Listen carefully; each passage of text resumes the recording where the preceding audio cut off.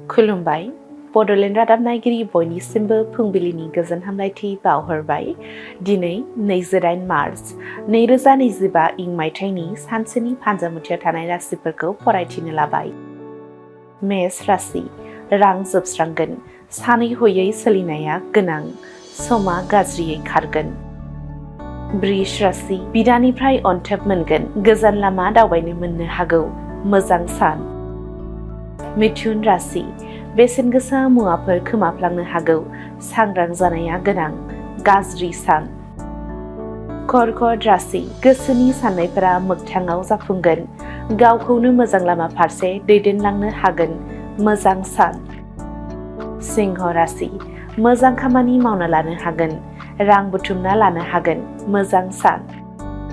कन्या राशि बायदि जेंनाफोरजों जुजिनो गोनां जागोन, जानो लोंनो खहाबनाय नङा, गोसो गाज्रि जागोन। तुला राशि गिलुं गिलुङै साना बारलांगोन, गावखौनो माबा जासि मोनगोन, आंगो सुबुंनि मदद लानाया मोजां। वृश्चिक राशि खुसिनि सान, साननाय जाफुंगोन, साना गोजोनै बारलांगोन। धनु राशि रांखावरि बांगोन, मोजां खामानियाव आखाइ होनो हागोन, गसाइनि बोर मोनगोन। मकर राशि जेंना गोनां सान, खामानि आद्रा थालांगोन, मोनफ्रोमबो खामानिया जाफुंनो गोब्राब जागोन। कुम्भ राशि दुखुनि सान, बिमाया फिसाखौ लानानै दुखु सहायनांगोन, बिमा बिफानि गेजेराव गोरोबलायि जागोन। मीन राशि सावस्रि साबस्रांगोन, गोसोबायदि जामुं जानो हागोन, मोजां सान। दिनैनि राशि फरायथिनाया एसेनोसै। बेजों लोगोसेनो दिनैनि साना बुहुमनि साफ्रोमबो सुबुंफोरनि थाखाय गाहाम जाथों, बेनि थाखाय बड'लेण्ड रादाब नखरनि जानानै इसोरनि खाथियाव आरज गाबनाय थाबाय। धेकियाजुलि बाथासिपुर हालामनि रायजो राजाफोरनि थाखाय गोनांथार फोसावथाय। धेकियाजुलि बाथासिपुर हालामनि आबै सेन्टार साखाथियाव थानाय बर' बिजोंनि फरायसालि दानसोरां एकाडेमियाव 2025-2026 बोसोरनि थाखाय गोदानै फरायसाफोरनि मुं थिसननाया सोलिगासिनो दङ। बे फरायसालियाव थाखो बिथराइनिफ्राय लानानै थाखो 9सिम मुं थिसननो हागोन।